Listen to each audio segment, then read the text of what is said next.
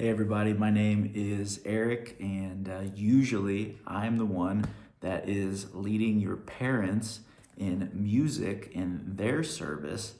But today I get to hang out with you all and read this book called Jesus vs. the Bad Guys. Also, fun fact, I'm Bo's dad. So Bo, if you're sitting in there, one, you better be behaving. Two, hey. All right, here we go. So Jesus versus the bad guys.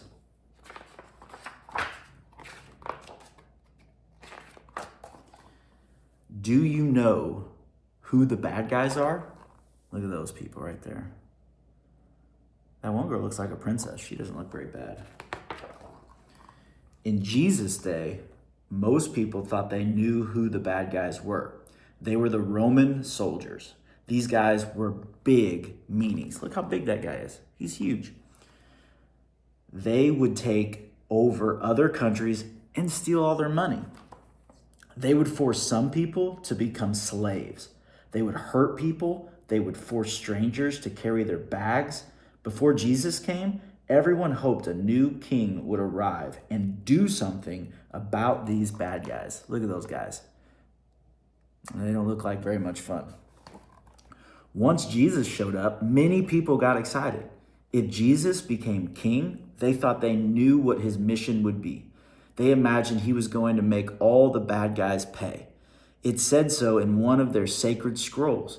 They called that day the day they would all fight the bad guys, the day of revenge. Sounds pretty cool, right?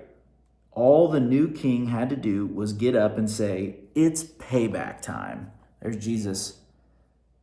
Look at that party. There's confetti. He's got his crown. All right. And one day, Jesus stood up in their meeting place and opened that very scroll. The people all waited anxiously as Jesus started to read.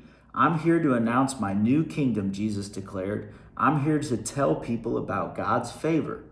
Everyone held their breath. The very next line was about the day of revenge. They would finally get revenge on the big meanies. But Jesus just stopped reading. He rolled up the scroll and sat back down. He chose to leave out the part where the bad guys get beaten up. Look, there he is, sitting, hanging out. A king who didn't want revenge on the bad guys? What kind of king is that? The crowd got so mad at all the things Jesus said, they ran him out of town. Look at them, they're chasing him out. It's not very nice. Turns out they might be big meanies too. Have you ever had to face any bad guys or bullies? Have you guys ever had to do that? What did you do? They can be mean and they can be scary. And they can do all sorts of horrible things. What can anybody do? Look, see? Look, they're picking on. Look at all those bullies and meanies. That's not nice. You guys better not be doing that. Look, even these squirrels up here are getting after it. Look at that. There's even a bully squirrel. One day, two of Jesus' friends had a big idea about how to fight some bullies. They said, "Just say the word, Jesus. God will give us the power to shoot fireballs at those bad guys." They would teach them, but Jesus said no. He wanted to do things a different way. Look at that. That's pretty crazy, shooting fireballs out of your hands. That'd be wild. But the bad guys were getting even worse. They hated Jesus. They even wanted to kill him. The disciples were getting nervous. If Jesus wasn't going to fight the bad guys, how would they ever be free? Look, they're getting nervous over there. Ooh, this way. Look at that. Another time, Jesus sat down with his friends on a hillside and told them what he wanted them to do. Don't fight evil with evil. Jesus said, if someone hits you in the face, don't hit them back.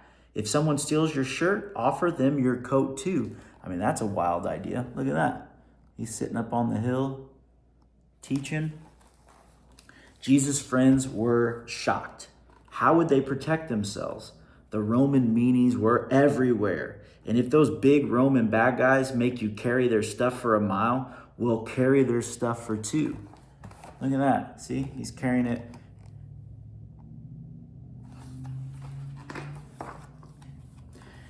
That didn't make any sense. They wanted to punch and kick the bad guys. They wanted to throw their stupid stuff right back in their big smug faces. But Jesus didn't want them to do that. Instead, he said, I want you to love your enemies. See, look at that. She's offering him flowers. That's pretty nice. Love the bad guys? But Jesus, we can't love the bad guys. Then nobody will stop them. They'll keep stealing our lunch. They'll keep taking our clothes. They'll keep hurting us. And they might even try to kill us. You want us to love people like that?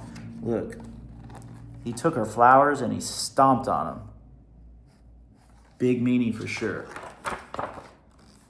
One day, an angry mob showed up to arrest Jesus, and the bad guys thought they had figured out how to stop Jesus from becoming king.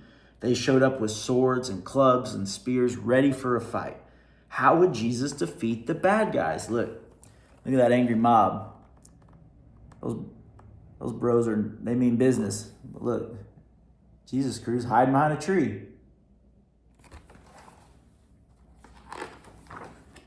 Remember, Jesus is powerful. He is God's son. He healed the sick. He walked on water. He stopped storms with his voice. He even raised a little girl from the dead. Jesus could be the ultimate superhero. He could fight however he wanted, and he would win no matter what. Jesus could have sent a hurricane of sharks to eat all the bad guys. A hurricane of sharks. That's crazy. Sharknado. Ask your parents about it. Jesus could have made a fart cannon. A fart cannon, that's wild. That would shoot stink bombs so nasty it would knock them out in 3 seconds flat. Look at that. Look at that nasty fart. I bet some of you are farting right now that are probably pretty nasty. Look at that. Jesus could have shot lasers out of his eyes, or he could have called down big beefy angels. They were waiting up in heaven for their king's command. Big beefy angels is a wild line. That's a wild line. Look at that. Look at those big beefy angels. But what did Jesus do? He just let them tie him up. Jesus just let those guys tie him up. That's crazy. The bad guys were winning. Jesus' friend Peter was not cool with this. Peter wasn't having it. He grabbed a sword and leaped into action. He ran at the bad guy who grabbed Jesus. He swung with all of his might, and he cut off the bad guy's ear. Peter went all Mike Tyson on this guy. Right there, look at that. No, Jesus shouted, stepping in the way. That isn't how we win, Peter, Jesus said. And then reaching down, he picked up the bad guy's ear and he put his ear back on. Look, Jesus is helping the bad guys. Jesus' friends all ran away. They were scared for their lives, of course.